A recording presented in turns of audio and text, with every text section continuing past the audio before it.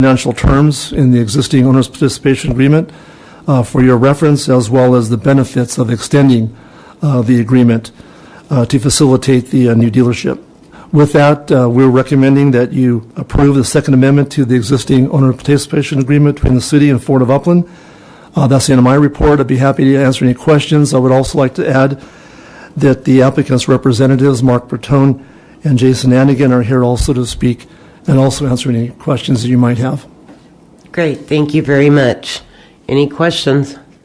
Yeah, I have a couple questions. So this all started in 2016. Have they broken ground yet?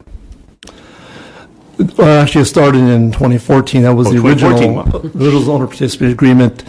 That was amended in 2015, and then knowing that they needed or had a specific idea of what the cost would be and all the public improvements, an additional financial incentive was added. So the agreement came back, was restated an amendment and approved in whole on 2016. So that's the agreement that they have in place. Okay, but the question is, have they broke ground yet? They've constructed all the public improvements and rough graded the site, and their plans are in plan check. I believe they're ready to be permitted. They've indicated they're going to make some changes, but if this is approved, they have an intent to go forward and build the facility. What kind of changes are they going to? What kind of changes are they thinking about? I believe the building is going to be reduced somewhat, and there was a auto center that was approved in the entitlement. That's not going to be on there at this time. There were some also ancillary buildings. Those are going to be taken out. Okay, so they promised us this great building, and now they want to go back and say we got to build a smaller building, and but they still want the same tax incentive, giving us less, basically not giving us as such a big building kind of stand out more. Is that what I'm hearing? They want the same deal, but they're giving us less. Well, they've incurred a substantial cost, and once the building is built, it'll be over $10 million that they've constructed. The building will be a little bit smaller than the 32,000 square feet, but the applicant maybe can address that question. Okay. Yeah, you can answer any questions you want. Okay. I have a question. Go ahead, Councilmember Velto. Just a second, Mark. Do you want to? Yeah. Go ahead. This question. Hey, Bob, how much have they invested already approximately? How much has Ford of Upland invested already in what they've had to do? They've come across some foreseen issues with the Metropolitan Water District, correct? Right. They had to protect the pipe. In rough grading the property, they had to protect that pipe in place, and that was at a significant cost, and they can tell you how much that was. It was fairly significant. And they've already paid for the street from campus over to the lot. So they paid for all those improvements. They did the freeway wall, correct? That's correct. Sure that we share with the public what they've already paid to have done. As well as a retaining wall along the north side of 20th Street because of the terrain. Which is about a 300 to 400 foot wall, and the one that's in front of this along the freeway is significant. Yeah. It was huge footings. It's a retaining wall, correct? Right. So basically, they've indicated to staff that they've already spent over $7.5 million to acquire the property, extend the street, and all the public infrastructure and utilities. But did the city make them do the street, like to actually make the street? Yep. Did we make them do that, or was that the colonies? That was part of their entitlements. They had to construct the street. In order to do this. And their engineers didn't see the water line there that need to get protected. They didn't see any retaining wall that was going to basically be needed. They didn't see that beforehand, because to me it looks more like an internal issue versus our issue, because you see it there. You pay your engineer a lot of money to make sure they can build a retaining wall before, basically know the cost of things before you start building. What happened?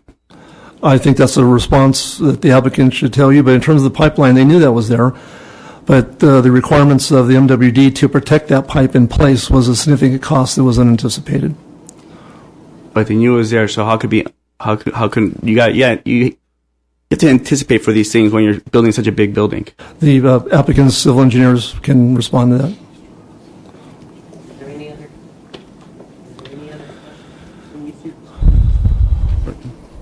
Go ahead. Okay, yeah. I don't know what's. Oh, there we go. Go ahead, Mark, if you want to come up and answer some of those questions. Good evening, Mayor, council members. My name is Mark Berton, president of Madole and Associates, Civil Engineers in Rancho Cucamonga, also a resident of Upland. As I shared with you before, started this project back in the summer of 2015. One of the very first things that we did is we met with Metropolitan Water District because we knew the plan that we wanted to build included paving across the Metropolitan Water District fee right-of-way. In order to build the building relative to the 20th Street grades, there was a tremendous amount of fill that had to be placed over that pipe, and that pipe wasn't put in the ground with the structural integrity to support that added weight. So we spent about $500,000 designing this special foam artificial fill. It created the density of compacted earth at 1% of the weight of earth. So the water district, Metropolitan Water District, had no problem with that concept. So we knew about it going in. It was a fact of life. It was $500,000. We were conditioned to build 20th Street. As I mentioned before, the initial cost estimates were about $1 million. To date, Mr. Engelhardt has spent about $2.2 million to that effect. Councilmember Velto's correct. We've built the wall along 210 Freeway. It's about $250,000. One of the challenges that we faced early on is that we thought we had an agreement with Holiday Rock to lay back a slope on the north side of 20th Street into the quarry. Well, about 15 months down the road in that process, Holiday Rock informed us that MSHA, which is the equivalent of OSHA, it's a mining safety hazard association, there were limitations about how far back the top of slope could get to Mr. Holiday's active truck routes and mining operation. So we were forced to go to Plan B and build a retaining wall. So the retaining wall you now see on the north side of In-N-Out was something that came to us late in the game. That was about another $250,000 that has been paid for and installed. So, you know, I don't know if that exhibit is still available to put up, but you know, I've been in this business since 1985, and I would think that a 900-foot street is probably one of the easiest things ever to work on as a civil engineer. I would have to say that in my career, this is probably one of the more difficult 900-foot sections of street. Not only does it have curb and gutter and asphalt, a sewer line, a water line, fire hydrants, street lights, and conduit, it had a San Antonio Water 24-inch water main. We started designing around that water main based on records that were given to us. We opened up trenches to build water and sewer. We find the water main's in the wrong spot. You know, another $100,000 to move that 24-inch water main. So just challenge after challenge after challenge led to more costs and more time. One of the reasons why we're here tonight to ask you for an extension. As I told you before,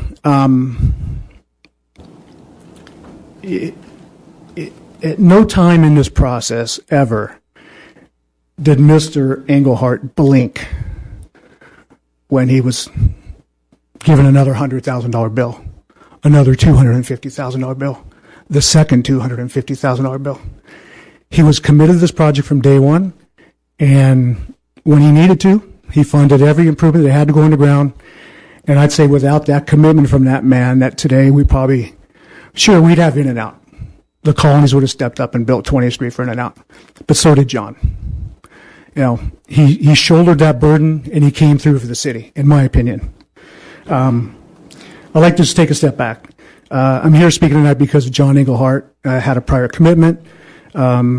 Sadly, late 2018, a couple of losses to his family, and he had prearranged a vacation for this week with other family members, and he couldn't be here tonight.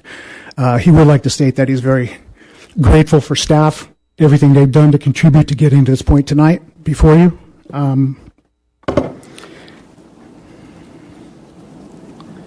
I think that's, it's just time. We're prepared. We have plans that are going into the city right now, to modified plans, yes. Are you going to have the big 60,000 square foot building that John had proposed in 2015? That's not what we're currently envisioning. The auto industry, the trends are not looking good. So it doesn't make business sense for John to go out and take $12 million in additional debt to build this big, beautiful building when he can do another building for $4.5 million that, quite frankly, will still give the city the same amount of sales volume that you would see with the bigger building. The only really difference is that we're taking away a quick lube oil. Anybody from the public can come in and get their oil changed. It'd be right off the cul-de-sac. We're getting rid of some heavy lift equipment. Everything down on Foothill Boulevard, all of his fleet business, which is very robust, is going to stay down on Foothill Boulevard. So there's really no need to build heavy lifts to service that type of vehicle up on 20th Street. The building, yeah, it's a lot less in square footage, but we're also taking out a second floor mezzanine that had offices that he really doesn't need. He's going to keep Foothill Boulevard open. He can keep people down there. So he's going to have a nice, shiny, silver building lit up off the freeway, see it for miles. The signage will be the same thing. Sales volume, he's excited about it. He thinks he can sell a lot of vehicles out of that site. So, but we need time. We can't build it by the end of June. And we could definitely get this done by December 31st, 2020. So, if you have any other questions, be happy to answer them as best I can. Any other questions for Mr. Bertone? Obviously, I have no problem. I'm okay with giving the extension if you give us your original deal, which was the 60,000 square foot lot, and taking the same 5%. I'm okay with that, but you gotta give us. We're ready to honor our deal, but we need you to honor your deal and not change it on us. The deal was Again. that John would get $2.7 million in reimbursement for spending $4.5 million in infrastructure. He's well halfway into that, and to finish the building that he wants to build will be another $4.5 million. So he's going to meet the deal. So he'll give us a 60,000 square foot lot. No, the deal was spend $4.5 million and get $2.7 million in tax credit, tax sharing agreement. I just want the original deal. Basically, we gave you that deal back in 2016, and I think you should honor it. We're going to honor our side. The least we can ask is you honor your side, and you're not really doing that. Well, I think he is. He's going to spend $4.5 million in improvements. He spent already 2.1 or 2.2, and that's not including the land that he's purchased. Okay. Well, the purchase of land, the roadblocks you've come in, you should have done your due diligence. As an engineer, you know that you got to do your due diligence, and it looks like that wasn't. You didn't do that, and now he obviously has to pay the price. So, like I said, I'm all for the original deal. I can't stand before you tonight and say that John would build a 65,000 square foot building and take out $12 million in debt. He's willing to move forward with a smaller building. Okay. Excuse me, please. And we believe he's meeting the intent of the deal. Is it? I'm going to ask our city manager. Is this the actual deal that what he's saying? He's basically going to honor. Obviously, he changed a little bit to it, but is it basically what they're saying? So the plan proposed before and the plans for the building now are different. However, the tax sharing doesn't buy you a building. It buys you an opportunity to sell vehicles and make additional tax revenue at that location with that exposure. So the increased tax sales is and tax revenue for the city is what that tax sharing agreement is for. So in order to make sure that was developed appropriately, the agreement does say he needs to spend 4.1 or 4 million. 4.2 million on the improvements of that infrastructure, so of that building. So if he's spending 4.5, then he's meeting the minimum requirements of that. Although it's clearly that building is a lovely building as it's planned, but when you've seen something that's bigger and prettier, of course that's what you want. So, but as far as the agreement, this arrangement does meet the agreement. Yeah, well, I'm trying to go for, we're promising you $2.7 million. That's what we're promising you, and we're going to keep our side of the deal. We just want you to keep your side of the deal and give us the promise you're going to do what you promised us to begin with. That's all I'm saying. And obviously, you can't guarantee me that. Councilmember Felix, I just want to point out something. Maybe at some point before the existing OPA was approved, there might have been a 60,000 square foot building. But if you look at the existing owner's participation agreement in terms of the project description, it's 32,607 square feet. So that's the description of the auto dealership. And of course, they need to spend at least $4 million on the site to construct that. So really, the square footage is that they're taking away is above ground? Would have been that second floor where the office is? There's an auxiliary building out near the cul-de-sac. Okay. That's to be taken away. That was for the quick lube. Right. Go in and get an oil change. Not the car dealer? No. Okay, The second floor mezzanine, right. and the showroom is smaller. Is a little smaller. And the service bay area is reduced by 4 service bays. That's quite a bit of sales tax right there. Right. but Four that- service bays as well as the showroom floor. Like, how much smaller is going to be the showroom floor? You're retaining service down on Foothill Boulevard as well. Yes, but what's the size of the? So what's the original size of the showroom floor, and now the new size? What's going to be the? What is it? I don't know the data, but I'll say it's Half the size? exactly. Yeah. Which is pretty common. I would say it's larger than Mark Christopher Chevrolet. I would say it's larger than Mark Christopher Chevrolet. Yeah, but he's not coming to us asking for $2.7 million. No, but he has come to you and said he's going to spend $4.5 million. On what? 20th Street and improvements within his project. So he'll be building a car dealership as well. Is that what you're saying? Absolutely. Mark Christopher is. No, Okay, so you're talking about Englehart is going to build that. right. And here's the thing: you're cutting the showroom floor by half. It just does to me. It just doesn't make sense. We are keeping We're keeping our promise, and all we ask is you to do the same exact thing. I see nothing wrong with that. There's another way to look at this, too. It's in the amount of cars that are sold. Is it, now, is the agreement based on the amount of money, the tax benefit is based on the amount of money spent on infrastructure, correct? Right. It was it? The tax agreement. Sharing agreement, after the first $300,000 a year of sales tax. Turn your mic on, Jim. Okay, so the tax sharing agreement gives the city the first $300,000 a year in sales tax. Anything above that is divided so that I think it's 3/4 to the 75. dealership and a quarter back of that to the. So it all depends on the sale of cars at that site, regardless of what's retained on Foothill Boulevard. This all pertains to the sales at that site. Right. And they only get paid if they get up above that threshold number, and then they get so much a year until they've accumulated $2.7 million, and then that's the end of it, and the city gets all of it. So they got to perform in the auto sales in order to actually get any of this tax sharing. Based on some pretty aggressive projections, it's going to take 18, 19 years to get 2.7 million back. It's in every bit of Mr. Englehart's interest to sell cars.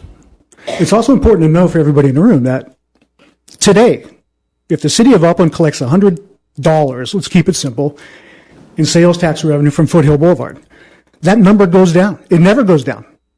So if we build a new dealership up on 210, and this, let's say the sales tax generated from both properties is 120, the city of Upland's still getting their 100 and a percentage of the difference between 100 and 120. There's nothing but upside here. Nothing. John is going to build, Mr. Englehart's going to build a dealership up on 20th Street. It's going to be a beautiful dealership.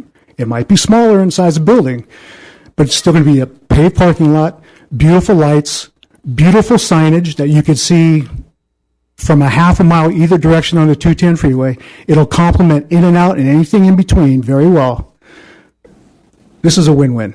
I just want to get clarification. Just for clarification, the size of the structure, was that ever a condition of the approval? So the answer to that is there was an exhibit to the 2016 OPA which showed something that isn't exactly how it has to be, but it was about 32,000 square feet, and this one is very, very close to that, I think substantially equal to the size.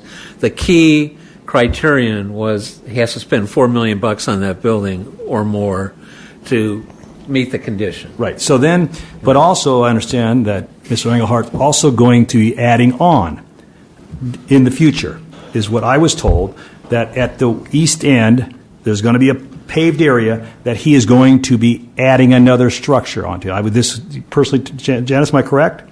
Yeah, he talked about having a car wash, and he also talked about a place where people could go and get their hair cut and their nails done maybe while they were waiting. Do you remember that? That was on the property west of it. He had talked about doing okay. the car wash west of it. He had talked about some. Can we bring the site plan back up?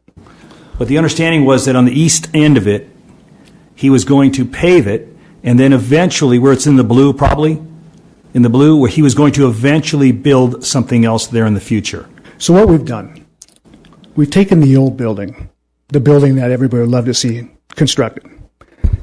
We've reduced the showroom, but the remaining part of the showroom is still built where the larger one could be. The service bays are still built where the service bays were before. Let's say 3 years from now, Ford sales are through the roof. John's just killing it. The way this interim, I'll call it an interim building, it could be added on to get us the building that was originally proposed, that we had plans in here for plan check. Plus, the blue is MWD. We're going to pave today over part of MWD. The far green on the right, we don't want to touch that right now. Correct. So, but if we get to that point 3 years from now, we're killing it with car sales, we would pave out the balance of the blue and the green to the right and add on to the building. So just as a business, for business purposes, I don't want to see it fail. And if we were to put a condition that says you have to build this 65,000 square foot building, we're throwing a heck of a burden on this guy to try to perform when the car business, it's mentioned there could be a recession. Now they're saying 21, 22, and I think he's willing to come in with something to get going, something that's going to look nice. I've walked it. And he's already sunk a chunk of change into that thing, a chunk of change. And I think it's worth giving him the opportunity. And we've given the opportunity twice, or after the First Amendment, we've given the opportunity already. You're going to stand to lose. And the thing is that you're taking away 4 service bays, which means that's quite a bit of sales tax revenue, because as we know, repairs cost a lot of money, and that's, so you are taking away a lot of revenue, possible revenue from sales tax from the 4 service bays. Any overflow that can't take place off the 210 freeway can take place on Foothill Boulevard. Yeah, but why not have Foothill Boulevard still there, taking those service calls, but we're losing 4 service bays. I'd be interested to know what the sales tax is on parts, because I don't think you make sales tax on labor. Right. Yes, I was going to say the sales tax. There is no sales tax on labor. 7.75%. 1% for us. On parts. Get a penny. So 1% of a brake pad, Yeah. but not the mechanic, not the labor. So really, looking at it from a business perspective, sure. And Mr. Langhart said he'd love to have been there. He would love to have been there this summer. He actually said it. He'd love to have been there. He'd love to throw. I'll put something up there. If you want me to put something up there to say I'm there, but I don't think that's, and to go to him and say, listen. And if we take away the deal, he's still going to make his money. He's still going to make his money up there. It's just, are we acting in good faith, or are we acting in not no faith at all? I think letting, this has been since 2014 and it's 2019. We already given him one amendment. That's acting in very good faith. The only thing is that we can't put that same faith in the company, Ford of Upland. Well, if they don't build it, watch. If they don't build it, we get nothing. We get nothing. Well, someone else will move in at some point. Yeah. Somebody that's not going to sit up there vacant at some. Well, but the way I see it, I shopped for a new car recently. I did not look at the cars in the showroom. I went in, I said, this is what I want, took us out on the lot, showed us what we wanted on the lot. The size of the showroom, and we went to 5 or 6 dealers. I didn't spend any time in the showroom. It was all on the lot. So if they're going to have about the same amount of inventory, and that inventory is going to be contingent on how much they're selling, not the size of the building. To me, it's more important that they have done what they have said they were going to do. They built the road. They went way beyond by putting in this massive retaining wall on the north side of 19th Street, and then also the retaining wall on the south side of the property. So what we want to do is let them finish, and they need the assurance that this is going to happen so that then they can make their plans. I do think they have done good faith. They did come up with some situations that they did not anticipate, but now correct me if I'm wrong, but didn't we give CNC a sales tax sharing agreement? That's correct. So, and it's not unusual for car dealerships to get sales tax sharing agreements?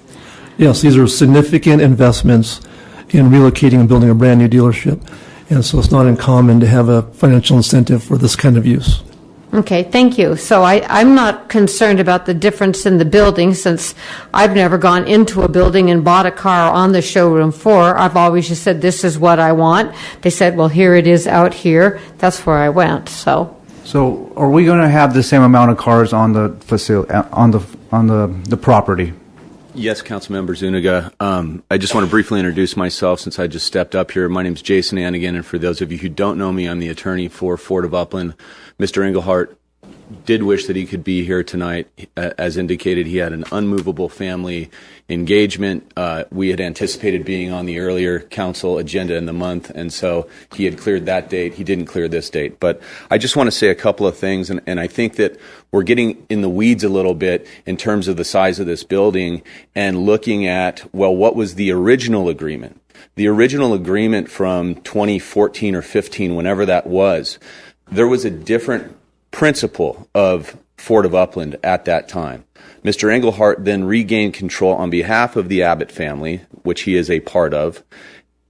This family has been in Upland for roughly 50 years. This dealership has been here since 1965 or so. So when people say that, well, they're just not going to be here, somebody else is going to come in, that's not going to happen. They are committed to this city. They made commitments to build that road on 20th Street. And as we sit here today, we're talking about this 60,000 square foot building. That was in the original version of the OPA. I got involved when it was first amended, and the operative document that we're now talking about is a 32,000 square foot building. That's what's in the existing agreement, not a 60,000 square foot building. So as we sit here, Ford of Upland is in compliance with their monetary obligations, and they're in compliance with their square footage obligations, give or take. But I think we're right about there. Mr. Bertone knows the square footage better than I do because that's not my bailiwick. But at the end of the day, we are in compliance. So when we're talking about this bigger building, I just think that we're kind of getting lost a little bit. Ford of Upland is committed to doing what they need to do. And with some of these hurdles, I can tell you when we talk about Mr. Bertone's and the civil engineers should have done due diligence. Due diligence was done. And when you look at paper 20th Street that had been papered for I don't know how many decades, 100 years maybe, and it tells you that you can do a 2-to-1 slope onto John Holliday's property and you're not going to go onto his mining road, then you budget for a 2-to-1 slope, which is a lot less expensive than a retaining wall of 300, 400 feet, whatever it was. When we found out that that 2-to-1 slope was going to go halfway onto Mr. Holliday's mining road, I texted Mr. Holliday and said, I'd like to talk to you about this. He said, go out and take a look at it and then call me. Well, I went out and took a look at it, and I realized whoever designed the paper 20th Street 100 years ago was off. And so when I texted John, I said, I don't need to talk to you. John Holliday, that is. I don't need to talk to you. I understand. He said, do you think I'm being unreasonable? I'm saying, by what, not allowing us to kill your mining operation? Obviously, he was being reasonable. We had to then incur that cost. There was a number of these issues. So the bottom line is, from a legal standpoint, at least my opinion as the attorney for Ford of Upland, is that we are in compliance to a T. We just need some more time to get it done. We are now at a place where we can get this moving. And to answer the question as to whether we have broken ground, we have. The property's been graded. If you knew what it looked like before you see it in its current form, there's been a lot of infrastructure that has gone into that property. So I just want to thank everybody for their consideration. Thank you very much. Robert, I have a question. So, compared to where we were last time that this was brought to council, they've come forward, they've done everything that they've told us that they would do. Is that correct? That's correct. and then some. Right. So I get the frustration. I've been here. I've seen it. But I think in all reality, I think that they've had hurdles that have just been astronomical. So I'm going to make a motion that we accept, we accept the agreement that we have in place with them and move forward so that we can give them the opportunity to get this car dealership up, be a beautiful mark for the city of Upland off the 210 freeway as people are coming and going through our city. So if I can get a second on that. So that's a motion to approve the Second Amendment. It's Yes. in front of me. I'll second. All right, let's vote.